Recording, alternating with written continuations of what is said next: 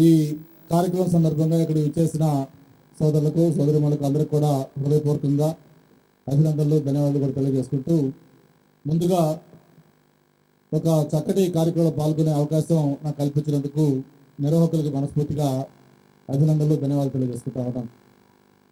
ఎందుకంటే ఒక చక్కటి కార్యక్రమం అంటున్నామంటే అల్లు రామలింగ గారి గురించి బాగా తెలిసిన వాళ్ళు చెప్పే విషయాలు విన్న తర్వాత అటువంటి ఒక మానవతావాది, ముఖ్యంగా ఆయన నటుడు లేకపోతే వైద్యుడు రెండుకంటే కూడా is a very good human being అని చెప్పేవాళ్ళు ఆ రోజుల్లో.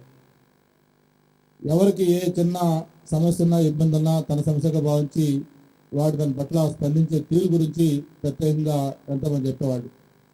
ముఖ్యంగా అన్నయ్య చిరంజీవి గారు అయితే చాలా సందర్భాల్లో అల్లు రామలింగ గారిలో ఉన్న క్వాలిటీస్ గురించి, ఆయన ఏ విధంగా ఎమోషన్స్ ఉంటాయి ఇవన్నీ కూడా చాలాసార్లు నాకు చెప్పిన విషయాలను కూడా ఈ సందర్భం గుర్తు చేసుకుంటా ఉన్నాం.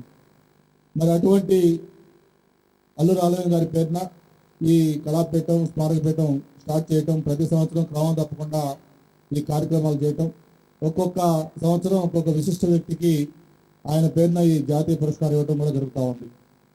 ఈరోజు ఎవరైతే పురస్కారం అందుకుంటున్నారో డాక్టర్ రాఘవేంద్ర గారు ఆ అవార్డుకి, ఆ బహుమతి దీనికి అప్రాపరేట్గా సరిపోయిన వ్యక్తి డాక్టర్ రాఘవేంద్ర గారు.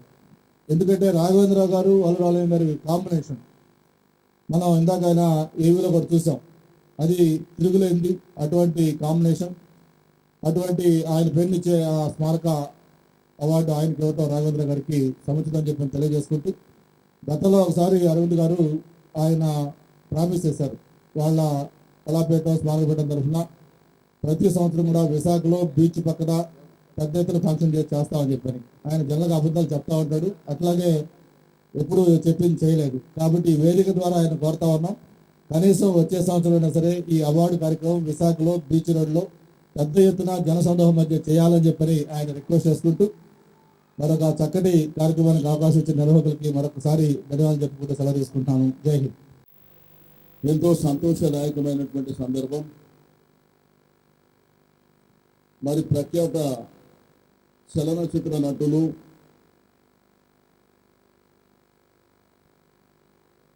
మరి తనకంటూ ప్రత్యేకమైనటువంటి స్థానాన్ని తెలుగు చలనచిత్ర పరిశ్రమలో ఏర్పాటు చేసుకున్నటువంటి అల్లు రామలింగయ్య గారు మన మధ్య లేకపోయినప్పటికీ వారి పేరిట ప్రతి సంవత్సరం నేషనల్ అవార్డు ఇవ్వడం అనేది సంతోషదాయకమైనటువంటి సందర్భం. చరిత్రలో మనకందరికీ తెలుసు, మానవ జననం అనేది జన్మించడం మరణించడం సహజంగా జరుగుతుంది. కానీ కొంతమంది వ్యక్తులు చనిపోయిన తర్వాత కూడా ఎప్పటికీ గుర్తుండేటువంటి వ్యక్తిలో మరి ప్రథములైనటువంటి వ్యక్తి అల్లు రామలింగయ్య గారు అని చెప్పి నేను ఈ సందర్భంగా తెలియజేస్తా ఉన్నాను. చలనచిత్ర రంగంలో చాలామంది మనం చిన్నతనం నుంచి చిత్రాలు చూసినప్పుడు, మరి ఇప్పుడున్నటువంటి జనరేషన్లో సినిమా ఇండస్ట్రీలో చిత్రాలు చూసినప్పుడు చాలామంది హీరోలకు ఒక 30 సంవత్సరాలు వచ్చినా 40 సంవత్సరాలైనా హీరోలకు ఫాలోయింగ్ ఉండడం, ఆ హీరోలను గుర్తుపట్టడం. చిరంజీవి గారు ఇప్పుడు సినిమాలు చేయకున్నా కానీ వారు కనిపించగానే కొన్ని లక్షలాది మంది అభిమానులు ఉంటున్నటువంటి విషయం మనందరికీ తెలుసు. కానీ చలనచిత్ర రంగంలో ఒక ఎన్టీ రామారావు గారు, ఒక కృష్ణ గారు, అక్కినేని నాగేశ్వరరావు గారు, ఆ తర్వాత జనరేషన్లో చిరంజీవి గారు. కానీ హాస్య నటులని సహజంగా మర్చిపోతుంటాం.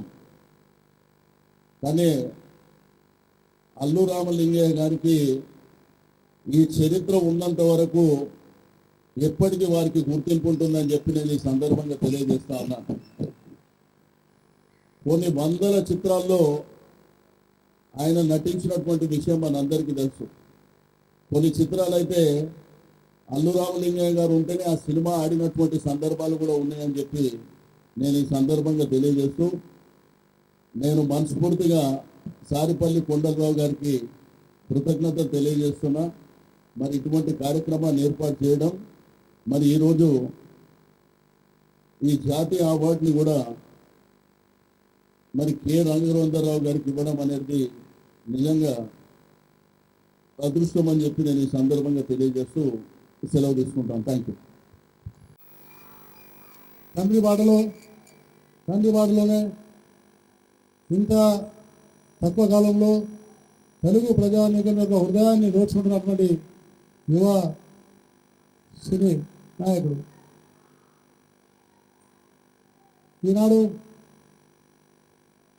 ఈ యొక్క కార్యక్రమాన్ని నిర్వహిస్తున్నటువంటి కొండలరావు గారు, బ్రహ్మానందం గారు మరియు ఇంకా అనేక మంది పెద్దలారా, సోదరులారా, ఈ కార్యక్రమం నిజంగా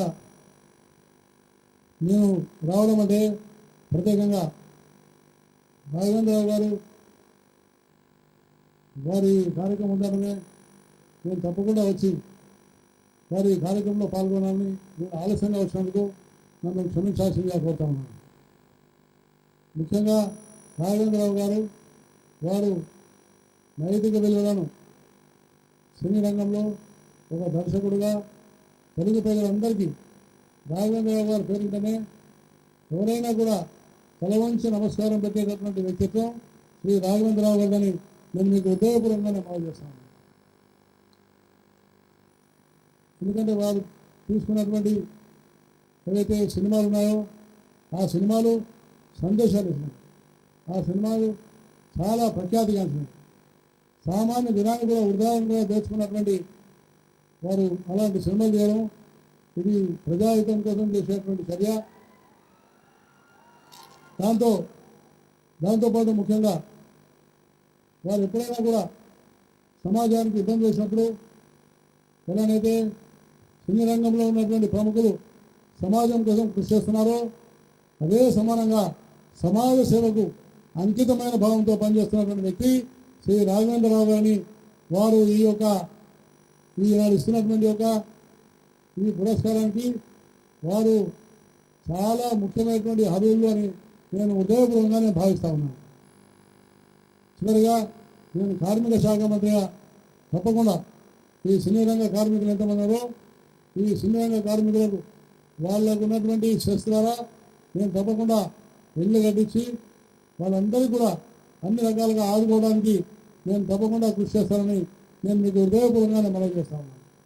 సినీ రంగానికి ఉన్నటువంటి అనేక మంది ఉన్నారు. కాబట్టి అలాంటి కార్మికులకు కూడా వాళ్ళ శ్రేయస్ కోసం నేను కృషి చేస్తానని తప్పకుండా మనం తెలుగు ప్రజలుగా మనం 2 రాష్ట్రాలు ఏర్పడ్డా లేక ప్రపంచంలో ఎక్కడ తెలుగు వాళ్ళున్నా మనం సగర్వంగా చెప్పుకోదగినటువంటి మన తెలుగును మనం గర్వంగా చెప్పుకొని చాలా మనం సంతోషపడాలని మేము మనం చేస్తాము. మనం ఎవరం కూడా మనం ఎవరం కూడా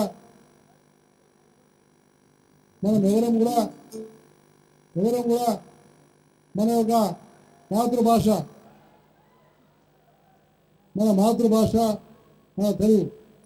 కాబట్టి తెలుగు ప్రజలుగా మనకు భాషలో వ్యాస ఉన్నా మనందరం ఒకటనేటువంటి భావన తప్పకుండా ఉండాలని, అదే మనల్ని కాపాడుతుందని నేను మీకు హృదయపూర్వకంగా మనవి చేస్తూ, నన్ను ఈ కార్యక్రమానికి ఆహ్వానించినటువంటి మిత్రులు శ్రీ కొండలరావు గారికి హృదయపూర్వకమైనటువంటి ధన్యవాదాలు తెలియజేస్తూ సెలవు తీసుకుంటాను. జై హింద్.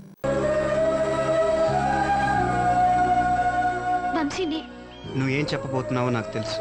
నీకు నా మీద ఏదో తెలియని ఫీలింగ్ కలిగింది. అది ఇష్టమో స్నేహమో ప్రేమో నీకు తెలియట్లేదు. ఒక్కసారిగా నా గుండెల మీద వాలిపోవాలనిపిస్తుంది. అవునా శిల్ప? నాకు కూడా ఏదో తెలియని ఫీలింగ్ గుండె నిండా ఉంది. అది ప్రేమే అయి ఉంటుంది అంటాననుకున్నావా? ఇలా ప్రేమ, వంకాయ, గోంగూర లాంటి ఫీలింగ్స్